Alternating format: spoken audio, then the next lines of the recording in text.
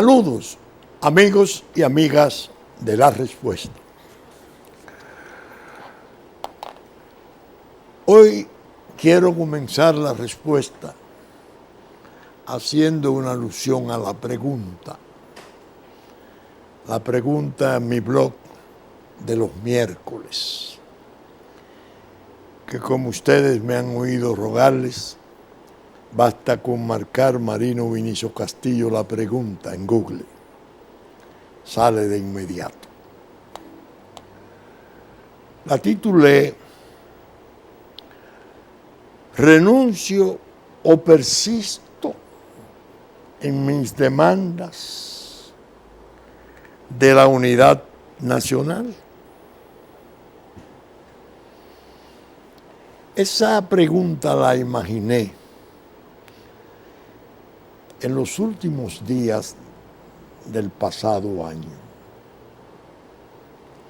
porque sentí cierta fatiga en mis advertencias, pero no era real. Lo que me abrumaba más bien era la perspectiva del año 19. Un año sobrecargado de lo que llamo los enigmas del año 2019. Que dicho sea con toda propiedad, desde el primer día, 1 de enero, comenzó a darnos muestra de por qué esos enigmas van a gravitar en los meses venideros en nuestro país, algunos de ellos despejándose, pero no para desaparecer, sino para evidenciarse en sus efectos. ¿Por qué digo el 1 de enero? El 1 de enero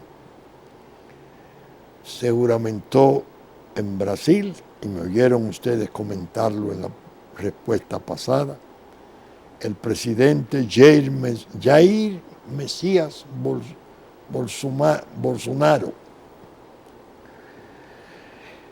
Y nosotros como Estado no estuvimos presentes, al menos en los niveles que se entiende que merecía una situación de ese tipo, que ya venía evidenciándose que así sería, porque el presidente nuestro no felicitó a Jair Messias Bolsonaro por su triunfo. No asistir o no enviar una representación de gran nivel, vicepresidencial o el canciller, resultaba lógico. Había un desagrado en la base. Cuando este programa se graba, por excepción, jueves en la noche, en el atardecer, por razones especiales, se ha juramentado en Venezuela para un nuevo periodo, de 6 años, Nicolás Maduro como presidente ante la Corte Suprema de Venezuela, porque Venezuela está en medio de una crisis de todo género, económica, social, política, institucional, y evidentemente se están dando situaciones muy preocupantes que parecen anunciar tormenta.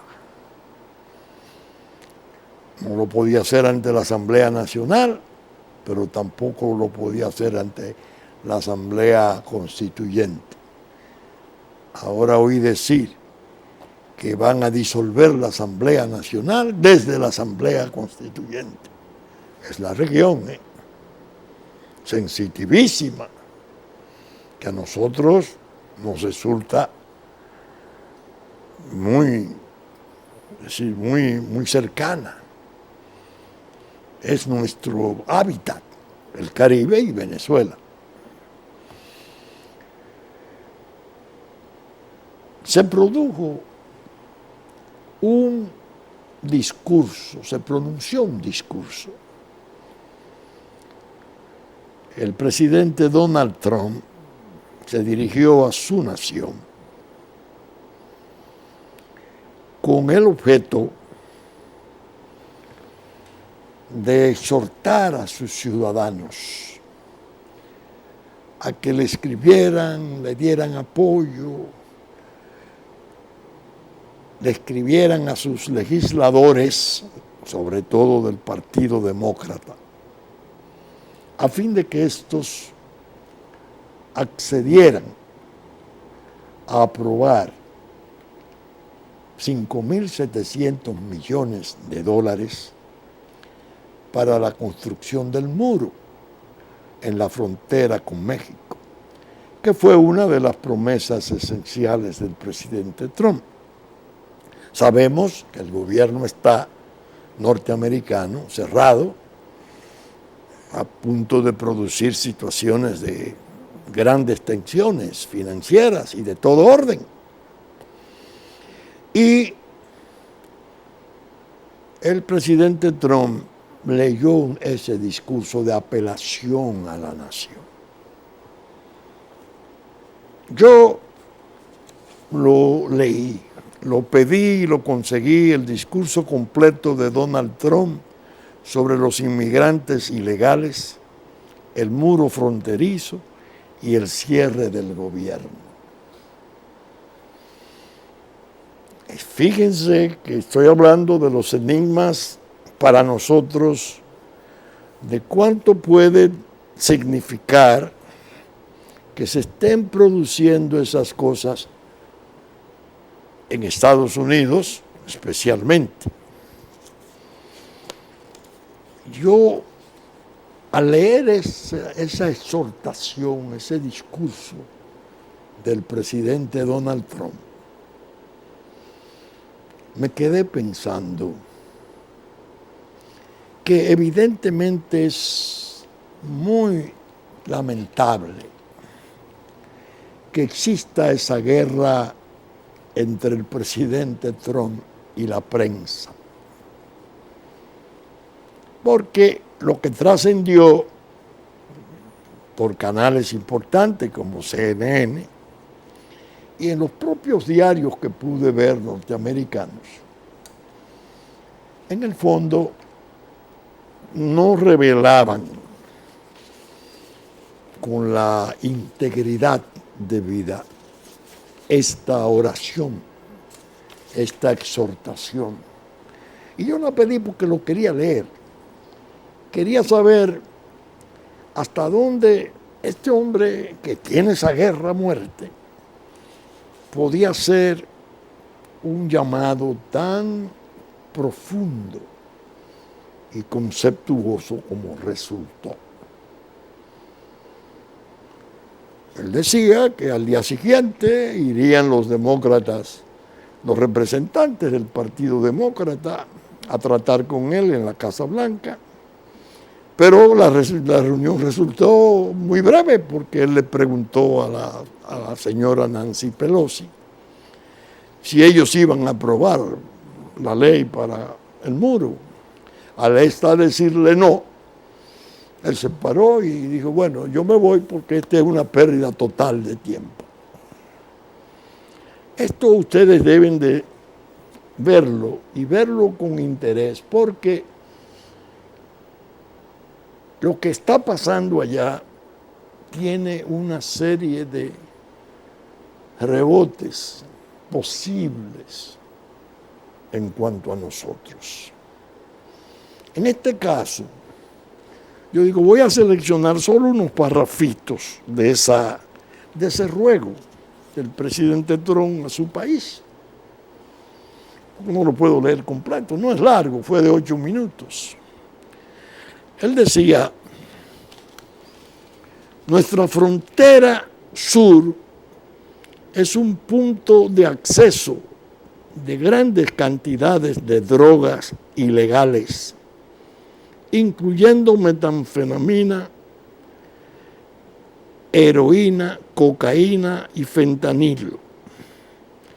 Cada semana, 300 de nuestros ciudadanos son asesinados solo por la heroína, el 90% de los cuales inundan nuestra frontera sur.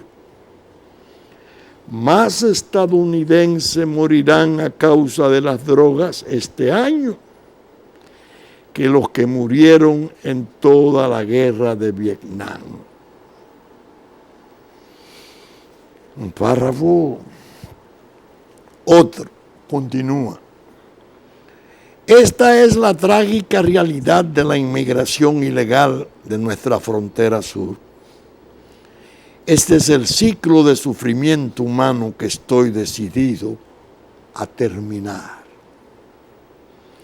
Mi administración ha presentado al Congreso una propuesta detallada para asegurar la frontera y detener las bandas criminales,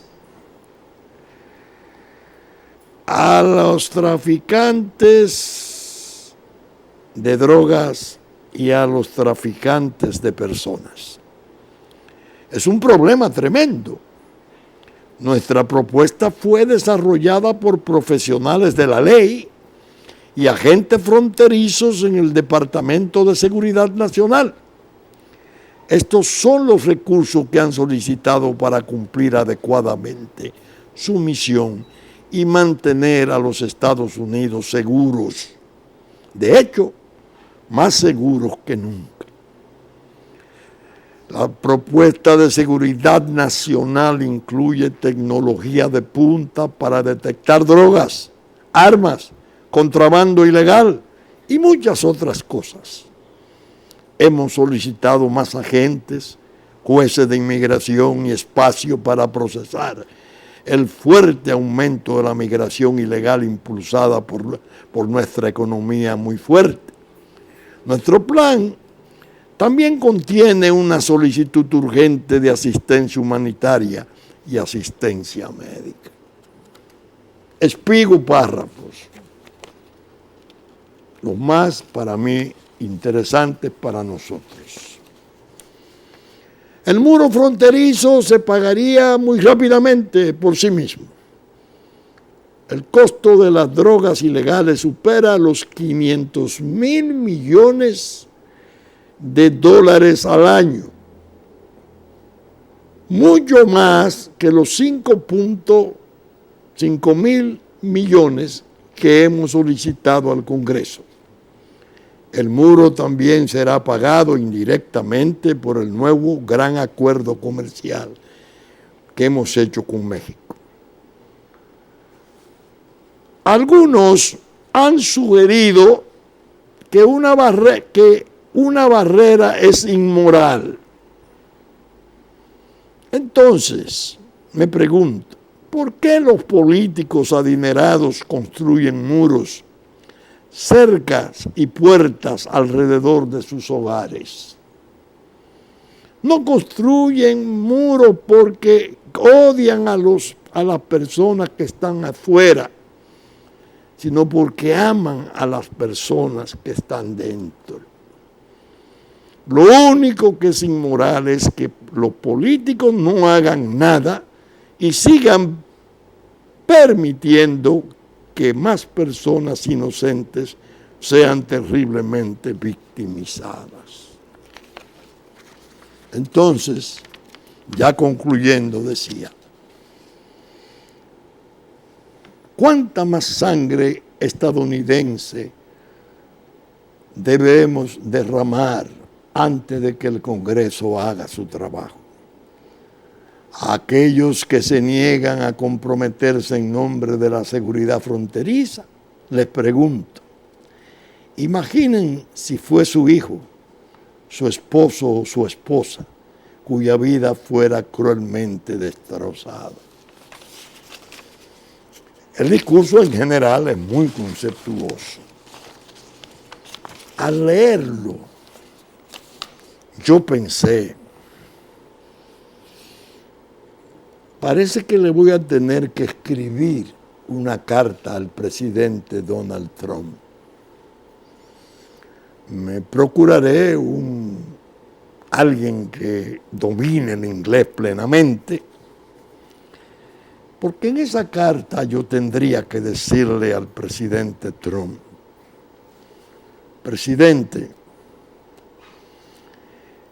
leí su discurso, comparto plenamente sus inquietudes, pero le advierto que si ese muro que usted evidentemente por su tenacidad va a lograr, lo levanta en la frontera sur con México y no mira para el Caribe, ignora por alguna razón que nosotros estamos aquí en esta isla, a 382 kilómetros de Puerto Rico, que es parte de su frontera jurídica, con un narcoestado en el oeste de la isla, nos va a pasar algo espantoso. Y le diría: presidente Trump, quiero que usted sepa que en múltiples conferencias, incluyendo un discurso que pronunciara en el Departamento de Estado en el mes de mayo del año 2011, yo sostuve que Estados Unidos, cuando estableció el Plan Colombia con Colombia y estableció la Iniciativa Mérida con México, al diseñar esos programas de combate al crimen, al tráfico criminal de drogas, no miraron hacia el Caribe. Ignoraron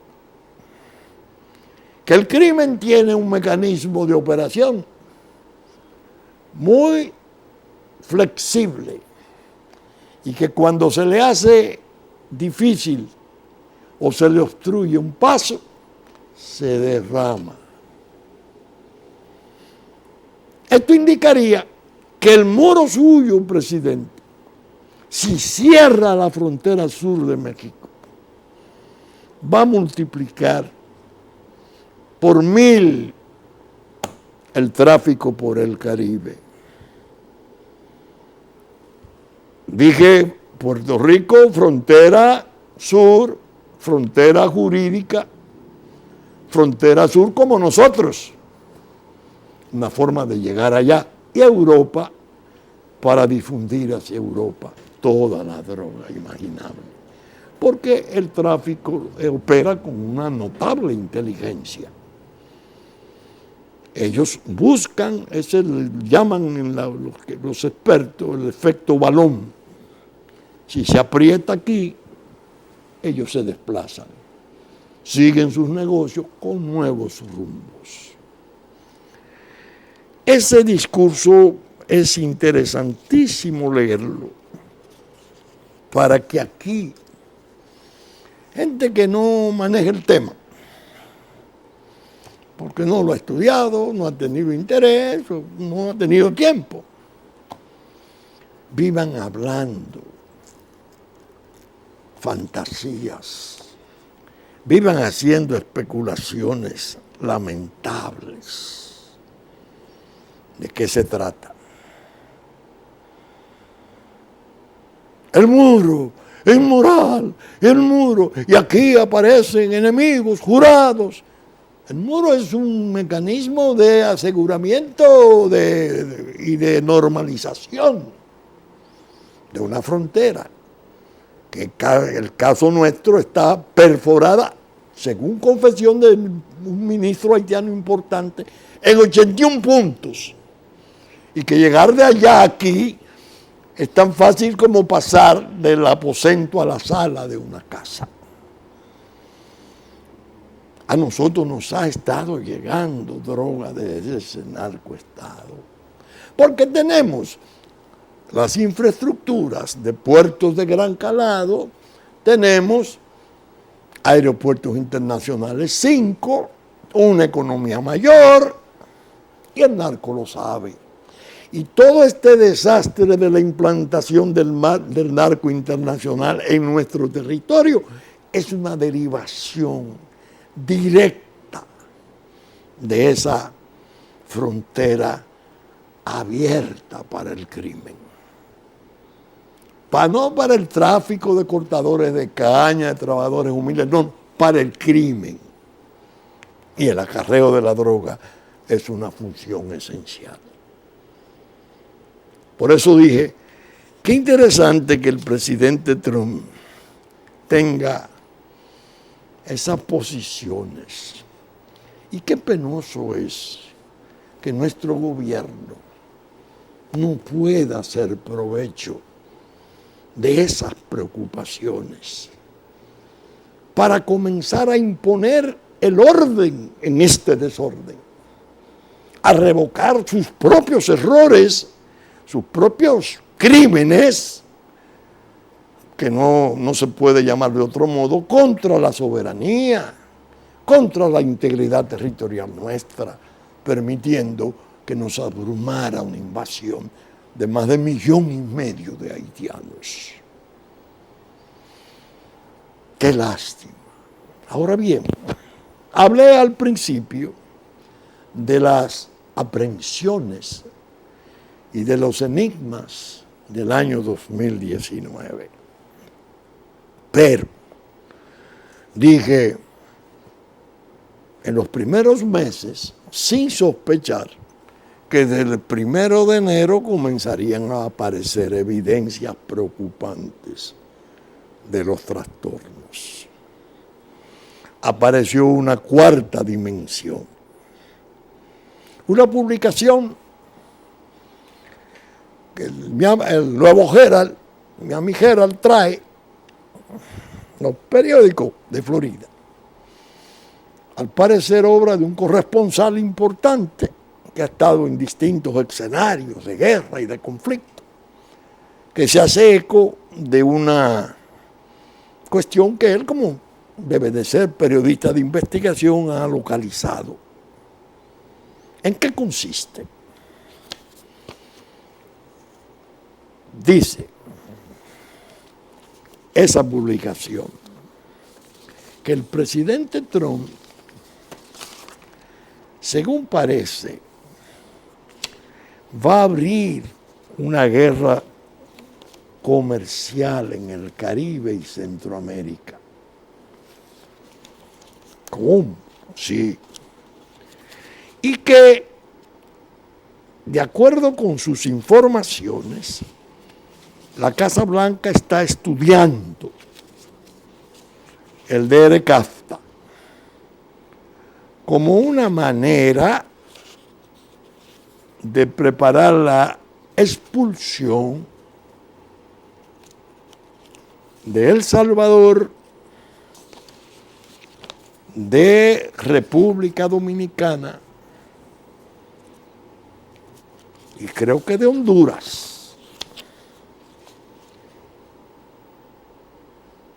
Eso no va a indicar que no podamos vender nuestros productos allá, sino que no nos van a favorecer las tablas de aranceles. Oigan, decirle a este país a esta altura que va a producirse o puede producirse una expulsión nuestra del DRCAFTA en estas circunstancias es una especie de ruina, una catástrofe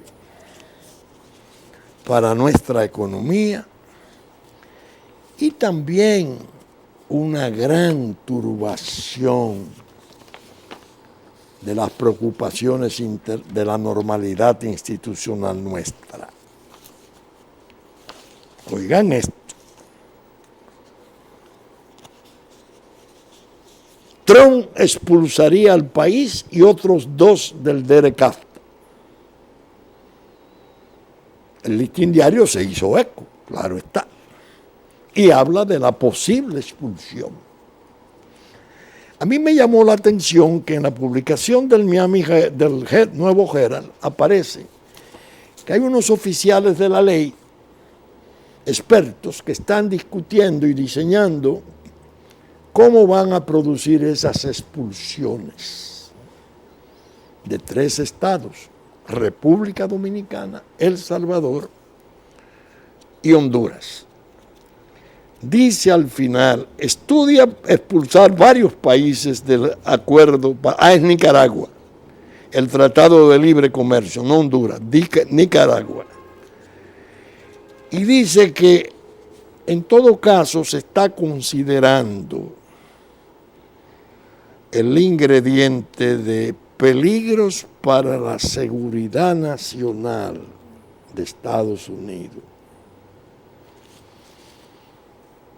Cuando yo leí la publicación en el Herald, que ahora la he estado buscando aquí, parece que no, por alguna razón, no la localizo. Estados Unidos sigue siendo el principal destino de exportación de los productos dominicanos, por lo que la guerra comercial impuesta, qué sé yo cuánto. Eso es denunciando el peligro. Pero la mención de seguridad nacional norteamericana y el hecho de que entienden que la relación igual indica que la preocupación con El Salvador y República Dominicana es si su pertenencia al DERECAFTA le ha dado a China una puerta de acceso al mercado de Estados Unidos. El gobierno considera el programa global de préstamos de China, la llamada iniciativa de Cinturón y la Ruta de la Seda, como una trampa de endeudamiento que alimenta una mayor dependencia. Salió China. Salieron las relaciones con China como causales directas de una situación de seguros perjuicios contra el país. Entonces, leyendo eso, ustedes me excusan porque anduve buscando el dato y no lo tenía. Estos papeles son un desastre. Me ocurría en la juventud en la tribuna penal. No creen ustedes que esto es por edad ni por complicaciones de ahora, ¿eh? Ellos medio se burlan de uno, se le esconden para hacerlo quedar mal. Y la idea es que China sale. China asociada no solo a los negocios, sino que, como expliqué al principio, habla de seguridad nacional.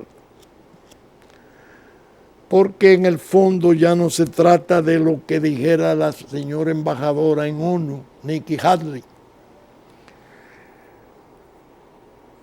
ni lo que dijera el señor Pompeo en Brasil. No. Se trata de algo que, al decirlo el reportaje, que parece serio, está cocinándose en la Casa Blanca. Entonces hay que tener cabeza fría para pensar. No emociones turbulentas, viscerales, de rencores, de falsos análisis, y esas ridiculeces que a veces se producen para comentar situaciones de ese tipo. Eso es muy grave. Y era esperable. Nosotros aquí en la respuesta lo tratamos y dijimos, las relaciones han sido establecidas en un tiempo indebido, en momentos indebidos y en forma incorrecta. Y eso va a tener un precio, y ese precio puede ser muy severo para con nosotros. Efectivamente, me han venido a ver amigos a comentar.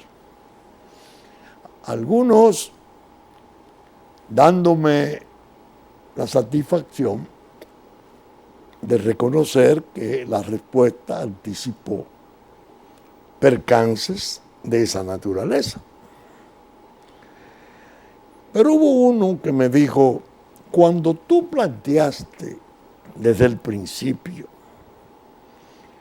la posibilidad de que el presidente de la República fuera movido a error, entrampado por lo que tú llamas el injerto en el gobierno, me decía ese amigo, a mí me pareció un exceso. Yo realmente pensé que era una conjetura, una elucubración tuya, inamistosa. Pero viendo esto, después de haber pasado el ceremonial de la visita del presidente en China, el cantador embajador que vino a bailar merengue, las declaraciones de que China entendía que República Dominicana, la mayor y más importante economía de la región, iba a ser su centro fundamental en la región. Y al salir estas cosas que han comenzado a aparecer las reacciones, me decía el amigo, me quedé convencido de que no era una conjetura, era un vaticinio. Yo les razonaba, señores, para Danilo Medina, que es cauteloso, con una predilección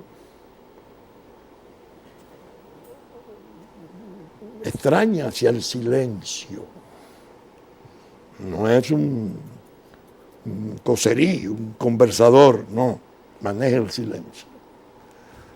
Con una natural astucia de político versado, para él consentir en ese tiempo y en esa forma que se produjera lo que se produjo frente a China continental, tuvo que haber un mecanismo de trampa y emboscada. ¿Y quién la podía hacer? El de más influencia. El que ha sido capaz incluso de dejar su discurso de La Habana sin efecto con las posiciones de Juan Dolio. El que ha sido una especie de gobierno de sombra en todas partes, que ahora lo vemos frecuentando todos los lugares y momentos, en compañía o sin la compañía del presidente. Sin esa opinión favorable y el trabajo afanoso que diría la chinita, por lo cual lo felicitaba a él y a su equipo para establecer esas relaciones, es muy difícil que él hubiese consentido hacerlo. Lo emboscaron. Y ahora se comienzan a ver ya las respuestas. Y ahora se piensa que políticamente el intento de reelección por fallo judicial, por decisión de Congreso, sería una aventura temeraria y trágica. Porque esa potencia, superpotencia, con actitudes y sentimientos como los que se vienen ya planteando, difícilmente va a dejar de usar los medios con que cuenta para dañar ese empeño de permanecer en el poder. Es decir, observen, he citado Brasil, Venezuela, que es cosas que no son protocolares, sino de fondo. He citado el muro, seguridad nacional de Estados Unidos, droga, la posición de aquellos mandos tremendos de la política mundial. Y cito al final, esta expulsión programada o pensada de nosotros de un tratado que nos resulta vital, en las condiciones actuales casi indispensable.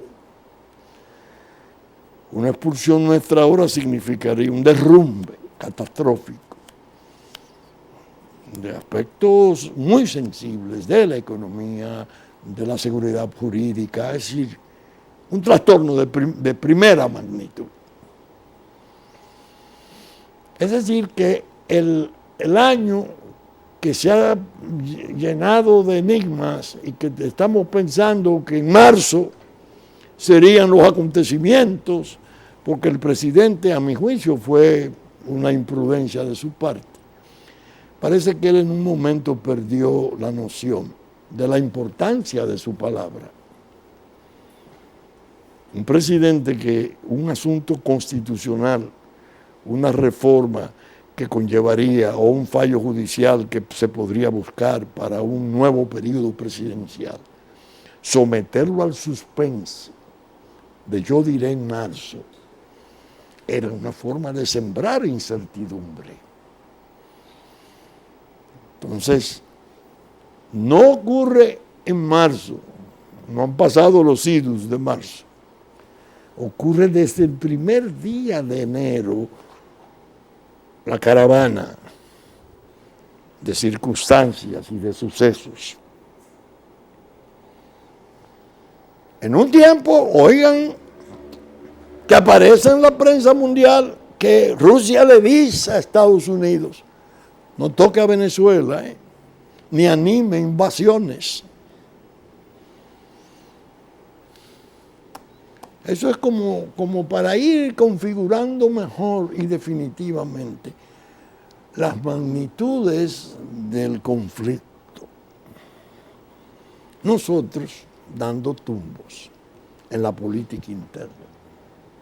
Que si va, que si no va, que vamos a hacer esto, que ya compraron unos 10 diputados, que se reúnen todos los diputados que apoyan al candidato Leonel Fernández para ratificar sus lealtades, los otros que dicen que después lo pesan en oro. Óigame,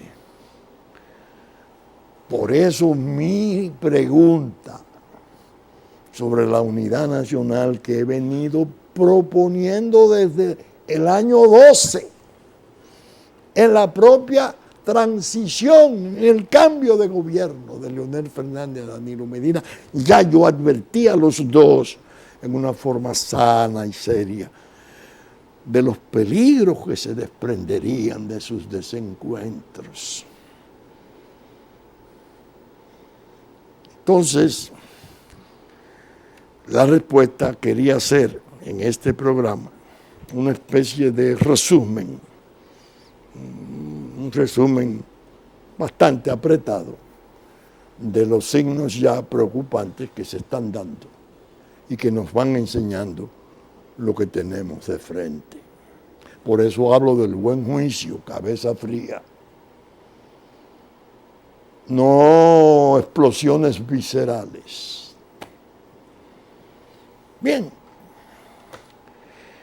yo pienso que lo peor que le puede ocurrir a un gobernante es el valido. Ha sido así en la historia.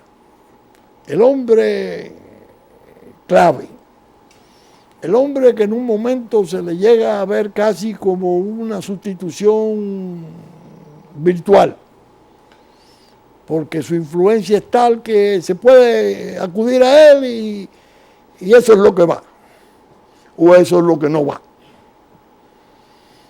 Muchas veces digo, señores, los presidentes en el sistema nuestro es el funcionario, el presidente siempre así más poderoso, pero a la vez el más débil, porque va a depender de la calidad, de la honradez, del asesoramiento, del consejo, de la información. No puede atender todas las cosas, tiene que delegar, tiene que confiar.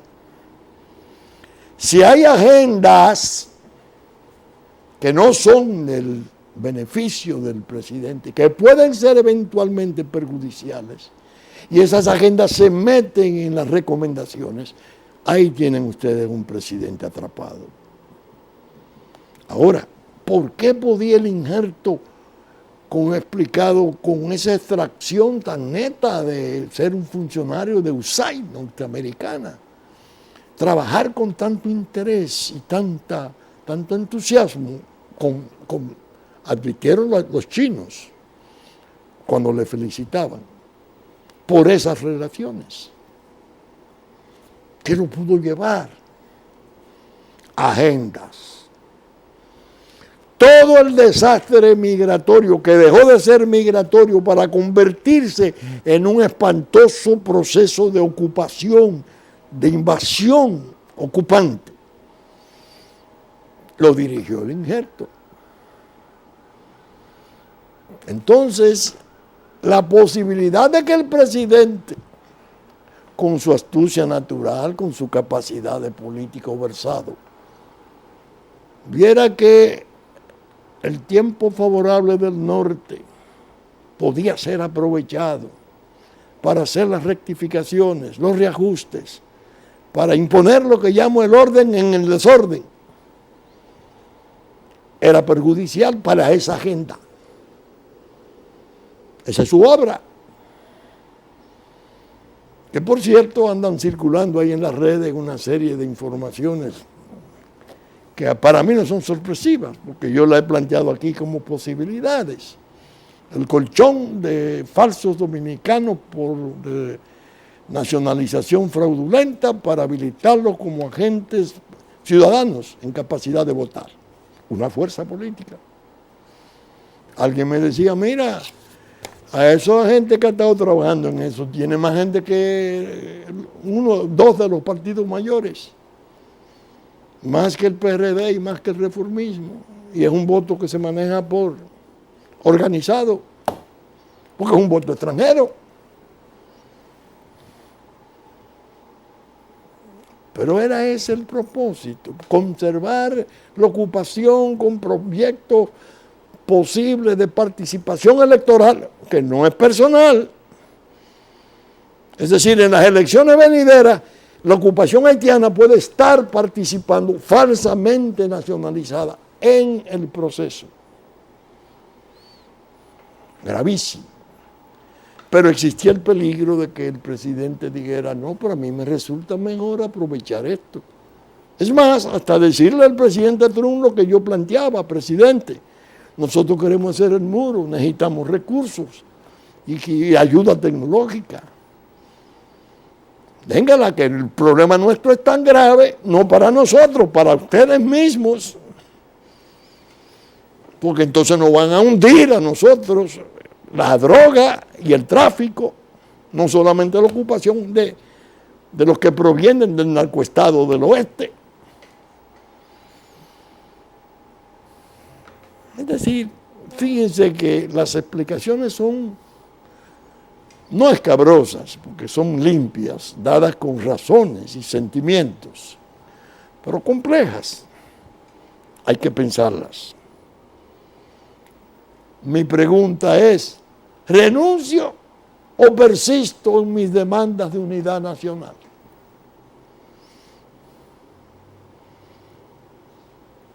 El injerto no lo va a permitir, porque el injerto ha infectado considerablemente las posibilidades de reconciliación.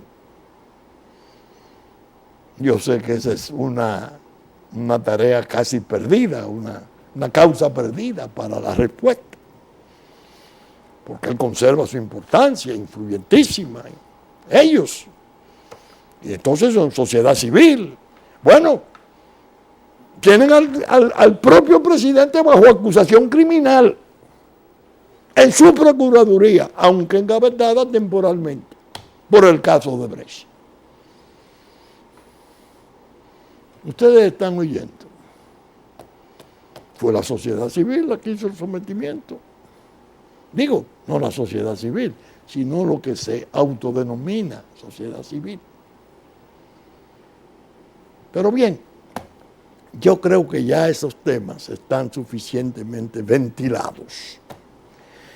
Y esta última parte del programa la quiero utilizar para algo que he estado viendo, que como siempre me está ocurriendo, tengo que hacer esfuerzo para contener cierta ira interior.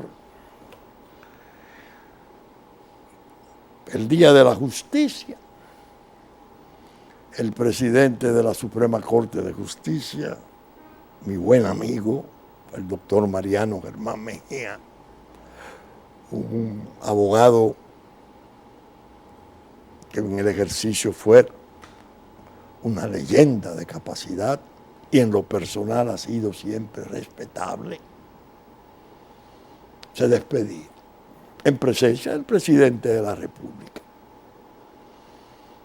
La justicia abrumada por escándalos.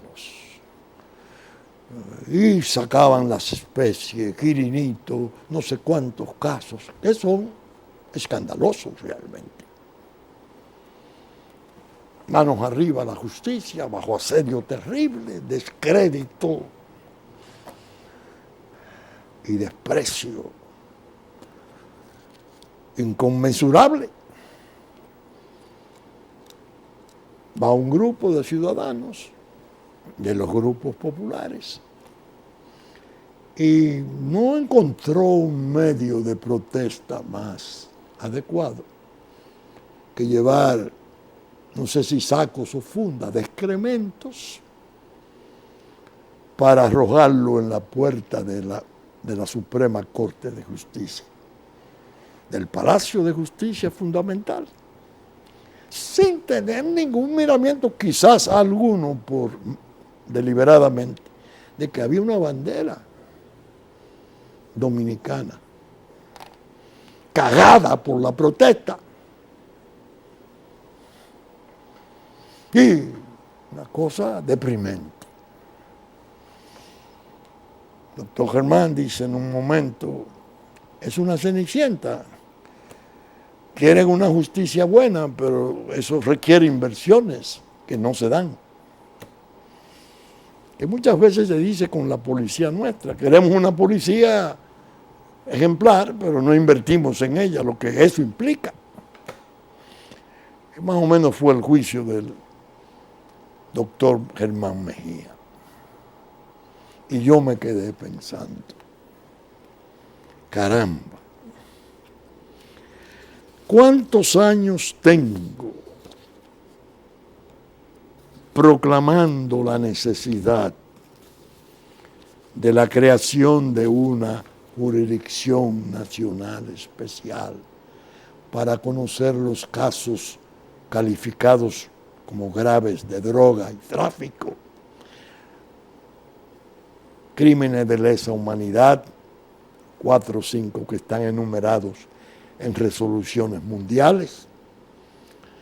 ¿Cuántas veces he propuesto la selección cuidadosa, selectiva, de los 12 o 15 jueces que necesitaríamos para crear tribunales y cortes regionales especializadas para conocer de esos casos? 9 de febrero de 2015, un memorándum al presidente Danilo Medina.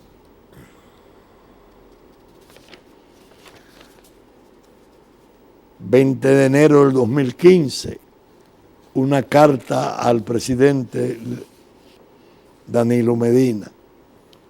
8 de enero del 2015, una carta al general Oscar Naranjo Trujillo, que fuera jefe de la Policía Espectacular de Colombia y después pasó a ser su vicepresidente. Visita mía expresa al despacho del doctor Mariano Germán. Hablé con él, mi gran amigo.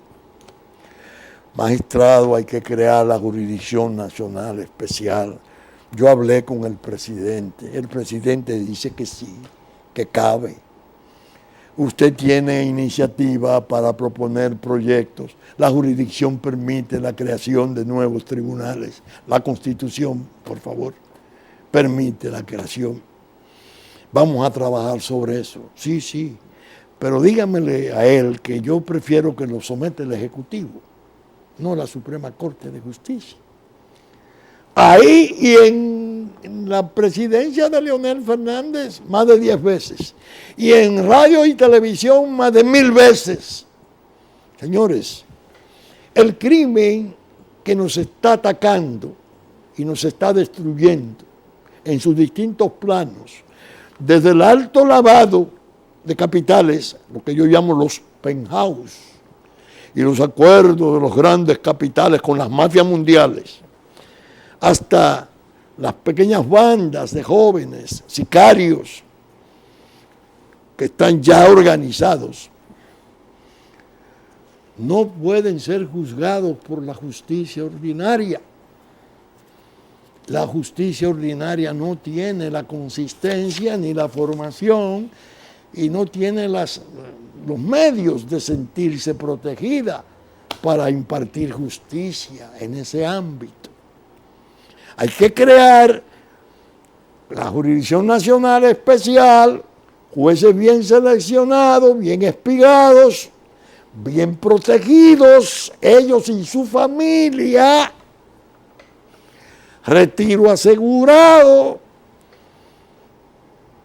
donde no se puede suponer el soborno, ni el temor, ni la intimidación. El resto de la criminalidad menor y de los delitos y de las cosas ordinarias de la vida, la justicia ordinaria la sigue conociendo. Pero no podemos en un pueblo, en un tribunal cualquiera, colegiado no, poner a un sujeto respondiendo de 1 tonelada de cocaína. Hay pueblos que el valor de la cocaína que así es cuerpo de delito es más que la propia población, que el propio municipio. Si se crea esa jurisdicción nacional especial, protegida, el cuerpo general de la institución judicial, del poder judicial, la llamada Cenicienta, no se va a dañar. Porque el otro crimen, las otras expresiones delictivas, no tienen ni la capacidad de daño, ni la fortuna, ni los hábitos y los métodos para aterrorizar. Y vamos a tener un poder judicial más sano, más confiable, que el país lo necesita desesperadamente. Todo eso está dicho y escrito. Dicho desde aquí, escrito en artículos periodísticos, en programas de radio. Se me ha secado la garganta. Señores, vamos a establecer la jurisdicción nacional especial. Vamos a sacar los casos graves de esa justicia ordinaria, que va a ser sometida a presiones, a temores. Yo recuerdo haber citado una vez, con el barco El Fénix, que era de Rolando Florián. Yo estaba en la presidencia del Consejo de Drogas. Una pobre juez de instrucción del sur, no voy a decir. Ella confesó que se había orinado del temor que le ofrecía interrogar a esos señores, dueños de un barco y creo que 2 toneladas de cocaína. Yo no podía. Y así el temor. Eso es lo que está ocurriendo. Y eso es lo que tiene al país deprimido e irritado. Entonces eso se puede hacer y corregir dentro de un proceso de unidad nacional. Los lideratos mayores reconocidos del partido eje de este proceso, que ya tiene 5 periodos. Es indispensable como plataforma.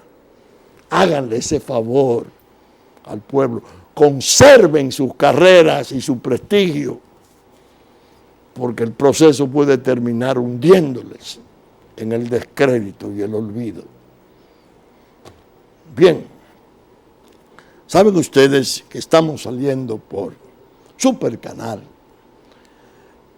3 del cable, 33 televisión abierta, domingo a las 11 de la mañana, que ya nos anticipó Cinevisión, canal 19, 6 de la mañana de sábado, Telefuturo, canal 23, 8 de la mañana después de la misa de San Antonio de Padua, domingo, Telenor, 12 del mediodía de domingo y 6 de la tarde de San Francisco de Macorís.